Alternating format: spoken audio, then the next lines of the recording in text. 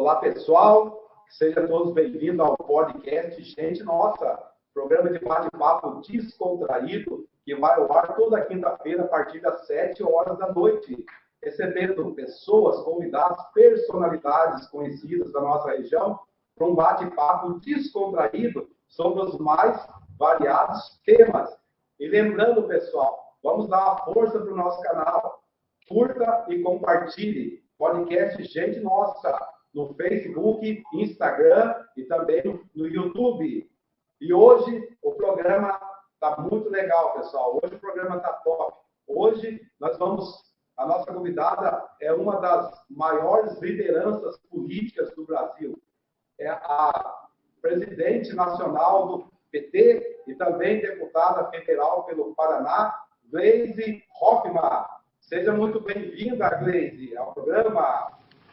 Obrigada, um prazer muito grande estar aqui falando com vocês, falando para todo o Norte Pioneiro do nosso estado do Paraná. Prazer te ver também, Zé Isaac, nosso prefeito, companheiro aí de caminhada. Muito legal a gente poder conversar.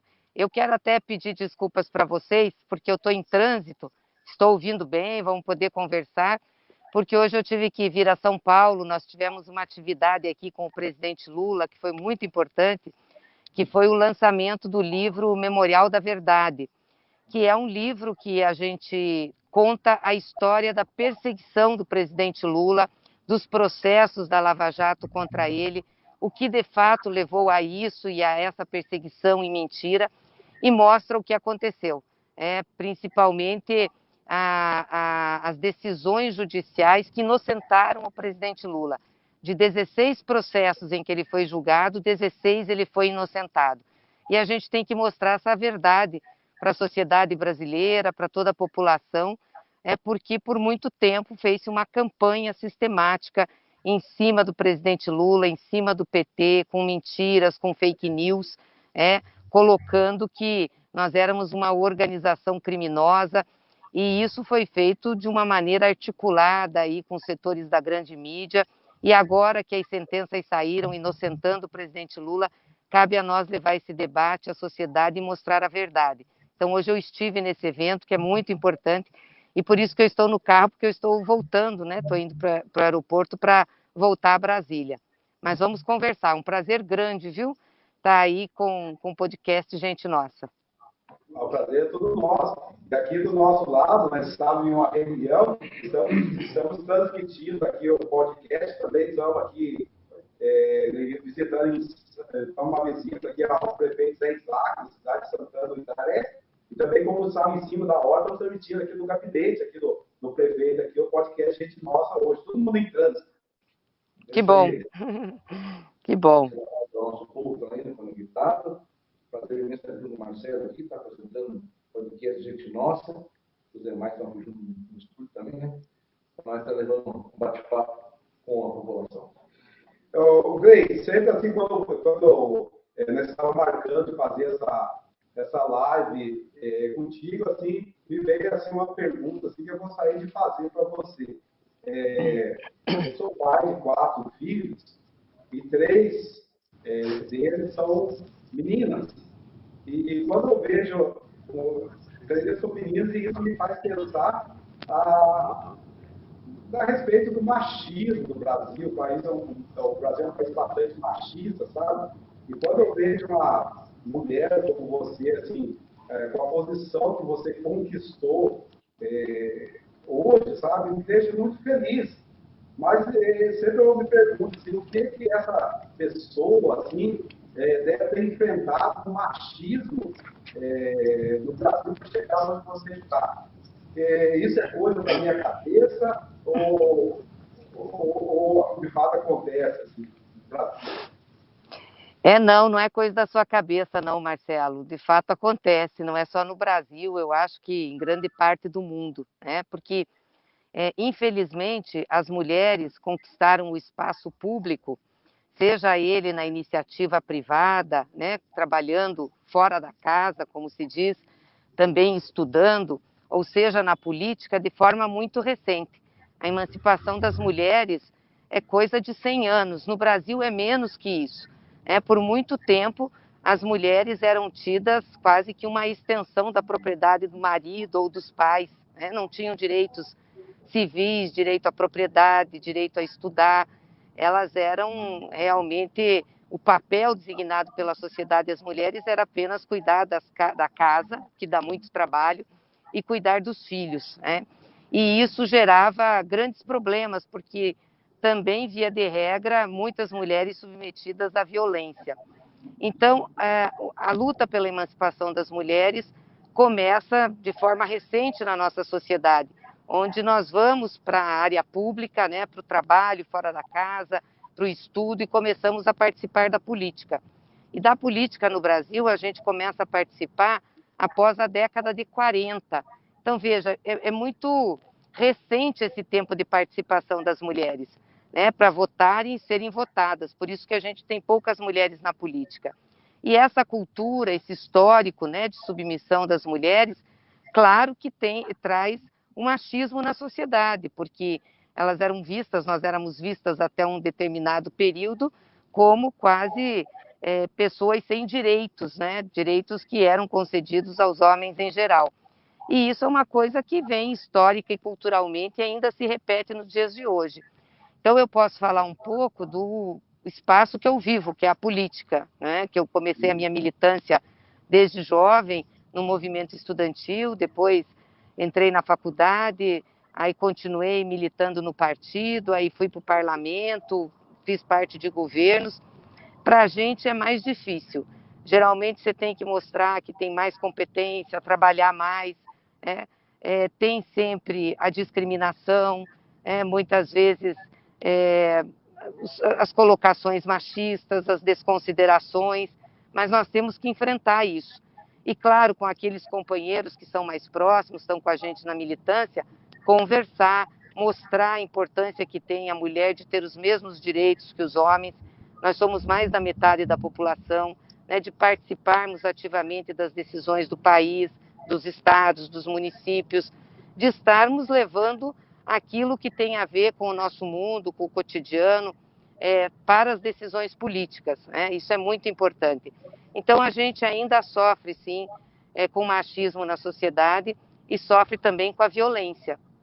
As mulheres são vítimas de violência, seja violência doméstica, seja violência fora de casa, pelo fato de ser mulher. Então, é uma conscientização que a gente tem que buscar na sociedade. E por isso é importante políticas públicas que possam orientar, ajudar, auxiliar as mulheres, principalmente no enfrentamento à violência, e também estimulá-las a participar de movimentos políticos, movimentos sociais, para a gente ter um equilíbrio na sociedade. Então, as suas filhas têm razão, não é algo que não seja real. É real, acho que a gente já avançou bastante do que era, mas ainda tem muito para avançar. E eu acredito, Marcelo, que a gente só vai ter uma sociedade efetivamente democrática quando a gente tiver uma participação igualitária de homens e mulheres nas decisões dos processos políticos e públicos da nossa sociedade. É nesse equilíbrio que a gente vai encontrar um resgate aí do respeito, né, da dignidade e de uma convivência fraterna, né, respeitosa entre homens e mulheres. Mas tem uma luta aí pela frente ainda, infelizmente. E principalmente, Marcelo, agora com esse governo que é do Jair Bolsonaro, ele é muito machista, né? Ele não considera as mulheres, nem os direitos das mulheres, vive falando contra. Ele tem uma filha, né? E tem mãe, tem esposa também, né? Tem, mas ele não considera. Ele chegou a dizer que o fato de ter uma filha foi um erro, né? Ele não, ele usou outra palavra que eu não lembro aqui agora. Ele teve 4 meninos e uma filha. Fraquejou, exatamente, foi isso que ele falou. Então, por aí você já vê a concepção que ele tem. E ele chegou no governo, acabou com a Secretaria Nacional de Políticas para as Mulheres, colocou embaixo de um outro ministério, não tem uma política efetiva de combate à violência, distrata jornalistas, agrediu uma deputada nossa.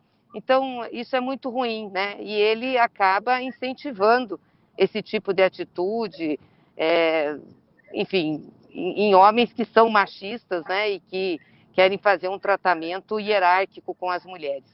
mas nós temos que resistir a isso e saber que uma sociedade só vai ser pacífica e harmoniosa quando homens e mulheres tiverem seus direitos iguais e se respeitarem igualmente. Mas eu acho que ele não se atentou porque as mulheres têm voto no Brasil, né? Que são maioria, né? Maioria, exatamente. Não se atentou a isso, né? Pegando esse gancho aí você diz aí do governo Bolsonaro, qual que é a sua visão, Gleice, em relação à situação, principalmente a situação econômica do Brasil, comandada sob o comando aí do presidente Bolsonaro? Tá tudo muito ruim, né, Marcelo? Conseguiu segurar o preço do combustível e hoje estourou o preço do combustível e alimentação. Tinha que o PT, equipe diferente, conseguia manter isso. Porque o PT, viu, Zé Isaac, encarava a Petrobras como uma empresa do povo brasileiro, mesmo ela tendo acionistas privados. Então, o lucro da Petrobras ia para o acionista privado, mas também era revertido para equilibrar o preço do combustível, do gás de cozinha, né, da gasolina, do diesel, e não só para os investidores. Hoje a gente tem uma política na Petrobras que é uma política voltada para os investidores. Eles estão vendendo a Petrobras, aumentaram os investidores estrangeiros e fazem o preço do combustível, da gasolina, do diesel e do gás de cozinha na paridade com o preço internacional, baseado em dólar. Internalizam os custos internacionais da produção dos combustíveis e do gás de cozinha para aumentar o lucro e para poder aumentar a divisão. E aí não colocam recursos, né, para poder minimizar os preços. Eles acham que isso não pode ser feito e também não computam como os custos nacionais, porque a gente tem um petróleo barato. Depois do pré-sal, foi o presidente Lula que iniciou a exploração, a gente tem um petróleo, petróleo que é barato, que teríamos condições de fazer refino de gasolina aqui, fabricar diesel, né, e ter o nosso gás de cozinha mais barato. Mas a cabeça deles é sempre privilegiar os mais ricos e a iniciativa privada. E o povo hoje está pagando caro, né, por isso. Então, nós temos preço caro na gasolina, preço caro no gás, preço caro no combustível. Essa semana aumentou mais uma vez a gasolina da Petrobras para mandar para os postos. E estamos tendo preço caro na comida. Ô Zé Isaac, você é de um município aí que é agrícola. Você sabe o quanto nós investimos nos nossos governos para a agricultura familiar, para produzir comida barata, né, para pôr na mesa do trabalhador. Hoje a agricultura familiar não tem estímulos. O PRONAF está sendo cortado, não tem assistência técnica, não tem mais o programa de aquisição direta de alimentos. Os agricultores familiares estão tendo dificuldade. E a soja é que está tendo prioridade do governo. Não que não seja importante produzir soja e exportar, é importante para o Brasil, mas não pode ser só isso, porque o povo não come soja. E muitos agricultores, para poder sobreviver, inclusive os pequenos, estão começando a plantar soja. Então, nós vamos ter cada vez mais carestia do arroz, do feijão, da batata, da mandioca, da carne, porque a gente está baixando a produção. E, além disso, o custo de insumos, né, que são usados nessa produção também é com preço externo, baseado no dólar. E o dólar está muito elevado, né? O real está muito desvalorizado. Então, isso está fazendo com que a gente tenha carestia, assim como na energia elétrica. Não prepararam-se, né, para enfrentar uma seca que nós estamos enfrentando. A nossa energia é gerada pelos rios, pelas vazões dos rios brasileiros, né, hidráulica, e agora está tendo que despachar energia térmica, que é mais cara, né, e o preço da energia está alta. Então, a gente tem uma conjunção de fatores que encarecem a vida do povo. E, além disso, grande parte da população está desempregada. Nós temos mais de 15 milhões de desempregos hoje no Brasil, e quem está empregado não está ganhando bem e não tem uma renda decente para ajudar as famílias. Então, é uma junção muito ruim para a vida do povo. Basta dizer que a fome voltou no Brasil, essa chaga que a gente já tinha se livrado. Nós já tínhamos saído do mapa da fome, nós já tínhamos se livrado disso e, infelizmente, isso volta novamente, num país que é rico e num país que é produtor de alimentos. Inclusive, falando de alimentação, né, todas as conquistas aí do governo, a criação aí de todo o incentivo para a agricultura familiar e também do mini fundiário, através do PRONAF, né, todos esses programas aí foram tirados, né, esses programas diminuíram muito aí, né? E, mas, de fato, é a agricultura familiar que produz grande parte do alimento aqui no Brasil, né? É isso aí. Pegando essa observação sua, esse panorama que você disse do governo, e imaginando assim a vitória do PT na eleição que vem, qual que é a proposta do PT para resolver essa situação econômica, essa situação de fome no Brasil? O que é a proposta? Que o Brasil, qual que é a solução que o PT tem para essa situação que o nosso país se encontra hoje? Nós temos que resgatar os programas e projetos que estavam sendo desenvolvidos pelos nossos governos, pelo Lula e pela Dilma.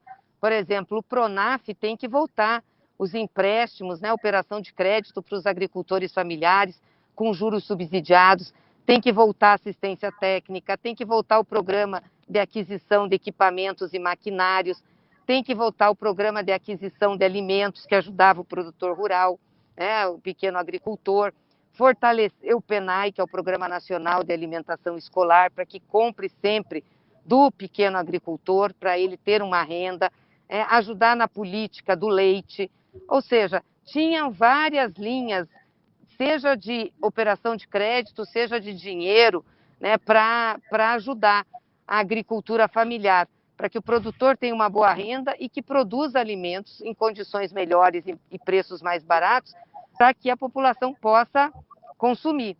Além disso, a gente precisa ter uma política de emprego no Brasil e de renda, porque sem renda as pessoas não conseguem nem comprar comida. Hoje a gente vê de volta, né, nas grandes cidades, principalmente, as pessoas nas portas do supermercado pedindo alimento, nas praças pedindo comida. É uma tragédia isso. Isso é muito ruim, porque nenhum pai, nenhuma mãe de família quer se submeter a uma situação como essa. E acaba se submetendo porque tem que alimentar seus filhos. Então, nós temos que voltar com a política de aumento real do salário mínimo, que foi implantada pelo presidente Lula, não só do aumento da inflação. Temos que voltar com um programa Bolsa Família forte, de distribuição de renda e complemento da renda, para que as pessoas possam consumir e possam movimentar a economia.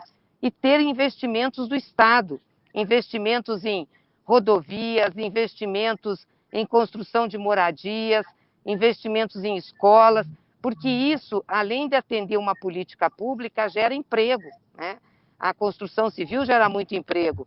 Então, nós precisamos ter uma política que faça esse investimento e garanta o desenvolvimento.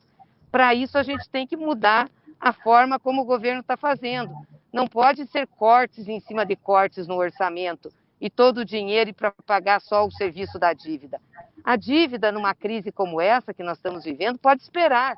Entendeu? Os credores podem esperar um pouco. Você alonga a dívida, aumenta o prazo de pagamento, aumenta a dívida que os países estão fazendo em outros lugares do mundo, aumentando sua dívida. O próprio Estados Unidos está fazendo isso para poder ter recursos para investimento.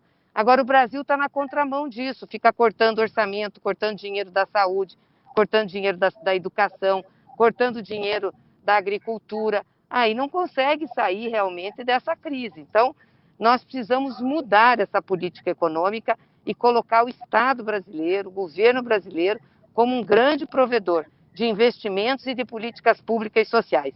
E nós temos dinheiro para isso, temos dinheiro. Nesse momento de crise, ou você emite moeda, ou você aumenta a sua dívida, para depois você ter condições de pagá-la na frente. Lembrando que o Brasil é um país que não tem dívida externa, o que é muito importante. Nós não nos endividamos em dólar, nós só temos a interna. A gente já pagou nossa dívida com o Fundo Monetário Internacional e tem uma poupança que foi deixada por Lula e por Dilma de 370 bilhões de reais. E isso garante que a gente tenha, por parte dos credores, confiança. Eles sabem que nós vamos pagar a dívida, que não vamos dar calote, portanto, a gente tem esse espaço. E nós temos que utilizá-lo para tirar o povo da miséria. Porque depois, quando a economia começar a funcionar bem de novo, a gente tem condições aí de planejar uma redução da dívida, mas no momento de crise nós não podemos fazer isso. E eles estão fazendo, o que está prejudicando o Brasil e o povo brasileiro. Inclusive, as duas maiores economias do mundo, dos Estados Unidos e da China, sempre usam essa estratégia para o país crescer, né? A China, aí, há quantos anos vem investindo pesadamente ali na parte de infraestrutura do país, né? Também os Estados Unidos, o atual presidente, do mesmo modo, retomando esses investimentos em infraestrutura, em grandes obras públicas, para estar gerando empregos lá e puxar a economia, né? É isso mesmo, né, Isaac? Eu estou aqui no gabinete, aqui do nosso amigo. Outra pergunta, viu? Eu, por exemplo, fico curioso. Essa dívida interna que paga, para qual banco? Para o Banco do Brasil? O que é? Essa dívida que o governo fica pagando? Essa dívida são títulos que o governo emite para financiar suas políticas, porque você não consegue financiar só com os tributos, né? Você tem mais coisas, então você emite títulos para financiar seus investimentos ou para pagar a própria dívida. Então são títulos do Tesouro que podem ser resgatáveis num determinado tempo, alguns são de longo prazo, 3, 4 anos, outros mais de curto prazo, e o governo quase que é como se estivesse emprestando dinheiro do mercado interno e paga uma taxa de juros, remunera essa dívida. Então, esses títulos você pode rolar ou você pode emitir mais títulos. Você aumenta um pouco a tua dívida, mas coloca dinheiro para fazer frente aí a essas despesas e investimentos que a gente precisa para o desenvolvimento do país. O Brasil hoje tem uma dívida em relação ao seu PIB de cerca de 90%. Só para vocês terem uma ideia, os Estados Unidos têm uma dívida de 130%, 140%, o Japão de 200%. Não é um problema estar com dívida. O que a gente tem que saber é que pode pagar essa dívida. Como o Brasil não tem dívida externa, então não tem risco de calote para o credor externo, a gente tem reservas, a gente tem confiança, a gente pode aumentar a dívida. E aí precisava fazer isso agora para a gente tirar o país da crise. Mas não é essa a cabeça do Bolsonaro nem do Guedes. Eles insistem em cortar recursos do orçamento e deixar, querer fazer com que a dívida fique menor, mesmo numa situação de aperto. Isso não é o que os outros países estão fazendo. Todos os países, por conta da pandemia, estão aumentando suas dívidas, inclusive os americanos, né, os países europeus, aqui na América Latina. Nós é que estamos indo na contramão, querendo fazer ajuste fiscal no momento que a gente devia fazer uma expansão monetária, aumentar a dívida para tirar o povo da crise. Esse é o capitalista, na verdade é essa, né? É o capitalismo, né? E eles pegam, quer ficar cada vez mais rico, né? E o povo, esse esquema, o povo não tem poder de nada, igual o do PT é o contrário. Você chegar a pessoa trabalhar, a pessoa ofertava R$1.000, não vou, quero 1.100. Hoje não, o cara sujeita a trabalhar lá, por de comida. Tá assim hoje. Sobre empregos, né? Está virando os empregos no Brasil. Uma pergunta também, antes de fazer a pergunta, não sei que horas que é seu voo de retorno para Brasília, Grace? Eu tenho aqui, eu tenho aqui mais 10 minutos para poder embarcar. Ok. Mais então, 5 minutos, estão me dizendo aqui. Então, eu vou fazer uma pergunta também, assim, a respeito das notícias que sacudiu o Paraná esses dias aí, também o Brasil. Aí caiu, o Requião vem, não vem com o PT, e o PT vai apoiar o Requião o governo aqui do Paraná. Queria saber da presidente do Partido Nacional. Então, Marcelo, Zé Isaac, pessoal que está aí. O Requião teve um encontro com o presidente Lula, eu participei, o deputado Arilson Chiorato, que é o nosso presidente do PT, também participou.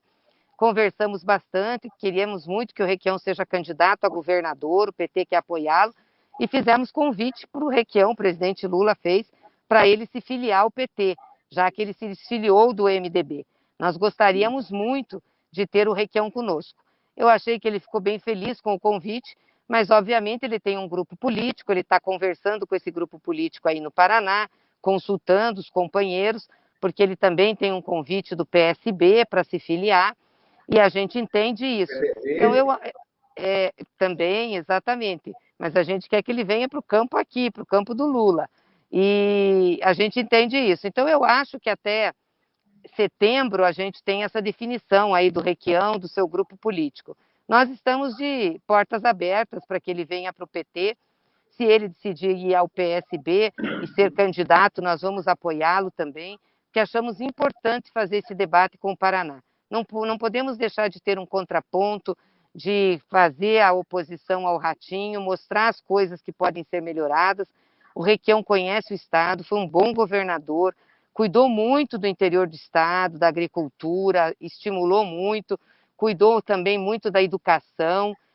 Então, a gente precisa ter esse debate e, obviamente, caminhar junto com o Lula para as eleições de 22, que nós queremos muito que o presidente Lula seja o nosso candidato a presidente, porque ele também tem experiência, já governou o Brasil e hoje acho que é a esperança da maioria do povo brasileiro, do povo trabalhador, do povo que se vira para ganhar a vida.